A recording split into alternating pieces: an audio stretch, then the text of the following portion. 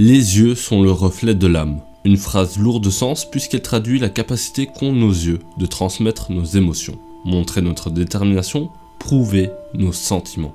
Ce n'est donc pas anodin que l'un des plus grands pouvoirs dans Naruto se retrouve dans cette partie du corps, à savoir le Mangekyo Sharingan. Le Sharingan étant pourtant similaire à tous les membres du clan qui l'ont éveillé, comment expliquer que son évolution octroie des capacités différentes à son utilisateur et pourquoi finit-il par rendre aveugle?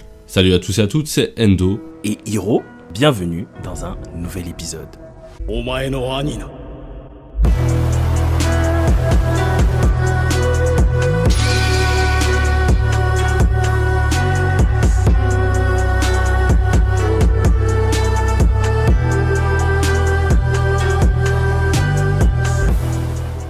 Qu'est-ce que le Sharingan? Tout d'abord, parlons un peu du Sharingan, celui que Tobirama décrit comme la pupille reflet de l'âme. Celui-ci s'éveille face à des situations stressantes, telles que des combats comme celui de Sasuke face à Orochimaru lors de l'épreuve de la forêt de la mort. Le déclencheur peut être la haine que l'on porte à son adversaire ou l'amour que l'on porte à ceux que l'on veut protéger. Souvent, c'est bien entendu un mélange des deux, car l'amour et la haine sont deux sentiments pouvant aller de pair et s'entremêler. C'est la caractéristique même du clan Uchiha. Tobirama l'expliquera lors de sa résurrection. Les Uchiha sont des êtres portant un amour débordant en eux, tellement important que lorsqu'ils viennent à perdre un être cher, leur pouvoir s'éveille, mais une haine sournoise vient s'insinuer en eux, poussant la plupart de ses utilisateurs hors du droit chemin. Le Mangekyo Sharingan est donc l'évolution logique de ce cycle d'amour et de haine. Plus la douleur et la perte sont grandes, plus la situation est propice à l'éveil de cette arcane secrète. Les utilisateurs du Mangekyo Sharingan.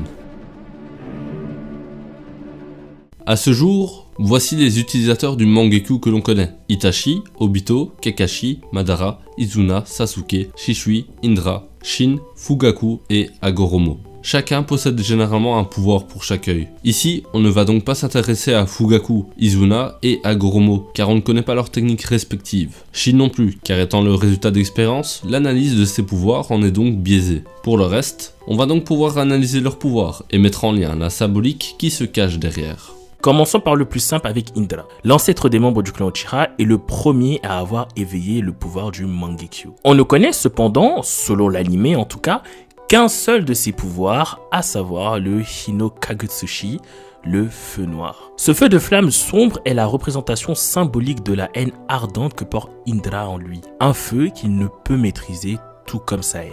Son plus proche descendant est Madara. Si dans l'anime et les mangas nous n'avons aucune information concernant le pouvoir de ses yeux, c'est dans la cinématique d'un des jeux de la franchise Naruto Storm que l'on peut le découvrir. Madara est capable d'enregistrer un événement avec son œil droit et de remonter le temps de quelques secondes cet événement avec son œil gauche. Ceci expliquerait pourquoi on ne le voit jamais utiliser cette technique dans le manga ou dans l'anime, car d'une part cette technique doit consommer énormément de chakra, et d'une autre part, s'il l'utilise, personne n'en a conscience. Ce qui expliquerait pourquoi Madara semble invincible et qu'il arrive à vaincre les 5 Kage. La symbolique de ce pouvoir me paraît claire et appropriée. Madara a en mémoire et à vif dans son cœur tous les événements de sa vie, notamment la perte des membres de sa famille qui ont éveillé ses pouvoirs. Madara aurait aimé pouvoir mieux anticiper ce qui allait arriver durant les affrontements avec le clan Senju et sauver les membres de son clan, et plus particulièrement son frère Izuna Uchiwa. C'est Kakashi et Obito qui seront ensuite amenés à éveiller leur Mangekyo Sharingan. Mais le Sharingan de Kakashi étant lié à celui d'Obito, c'est vers lui uniquement qu'il faut s'intéresser. Les yeux d'Obito ont deux pouvoirs spécifiques. L'un permet de téléporter des parties de lui-même vers une autre dimension, le rendant intangible, donc presque invincible contre tout type d'attaque physique, mais également de se téléporter, lui ou tout autre objet ou personne, dans une dimension parallèle ou ailleurs sur le champ de bataille. Un contact physique est alors nécessaire pour y arriver. L'autre œil, le gauche, peut ouvrir un portail à distance pour aspirer tout type de choses telles que des personnes ou des attaques. Ces capacités font clairement écho au destin d'Obito et d'Rin. Obito aurait voulu passer au travers de ce rocher. Obito aurait voulu pouvoir mettre Rin à l'abri de cette attaque mortelle. Vient ensuite Shisui. L'œil gauche comme l'œil droit renferme la technique Koto Amatsukami, un redoutable genjutsu permettant de contrôler les pensées d'une personne au point qu'elle n'aurait même pas conscience qu'elle est manipulée. Shisui pourrait être considéré comme exceptionnel car ses deux pupilles renferment la même technique, symbole même de sa détermination et de son envie de préserver la paix shinobi quitte à devoir manipuler les autres instances de son clan.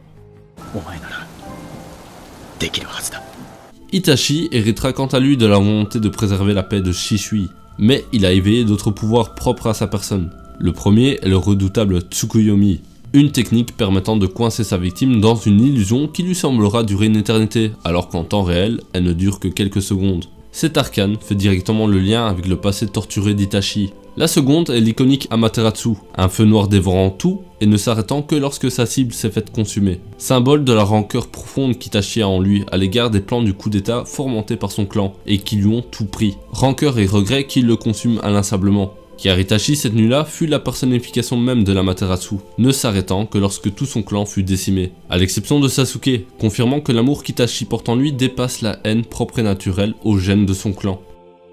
Et enfin, Sasuke. Voulant tant ressembler à son frère lorsqu'il était jeune, et portant la même haine découlant d'un amour arraché dans son cœur, c'est en toute logique que Sasuke hérite lui aussi de l'Amaterasu, cette haine qui semble impossible à éteindre. Et pourtant, son second pouvoir prouve le contraire, celui de contrôler ses flammes noires. Tandis qu'Itachi ne pouvait rien faire pour sauver son clan, et devait sauver les apparences en étant dépeint comme un meurtrier pour la prospérité du village, sentiment qui devait sans doute le consumer tout comme l'Amaterasu calcine, Sasuke quant à lui est en position d'utiliser et d'apprivoiser sa haine, de la rediriger vers les bonnes personnes et de ne pas se laisser consumer par elle comme ses prédécesseurs. C'est pourquoi il est à même de manier sa haine pour en faire une arme redoutable, tout comme le montre son Susanoo. Pourquoi le Mangekyou Sharingan rend-il aveugle?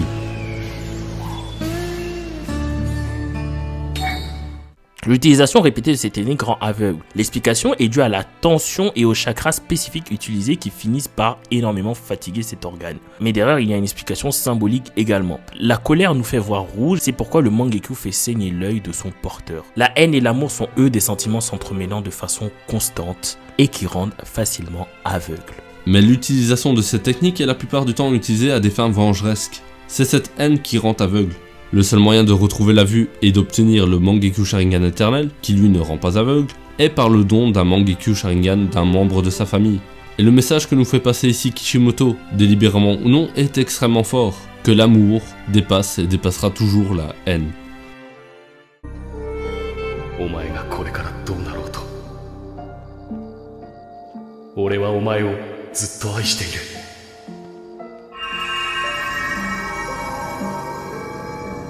Voilà, c'est donc la fin de cet épisode. Entre analyse et théorie aux côtés d'Hiro, il me semblait important et pertinent de revenir sur le message caché que renfermait cette technique iconique. Si vous l'avez apprécié, comme d'habitude, le jutsu de l'abonnement, du like, du commentaire et de la cloche de l'amour. C'est tout pour nous pour aujourd'hui, on se dit à la prochaine, ciao.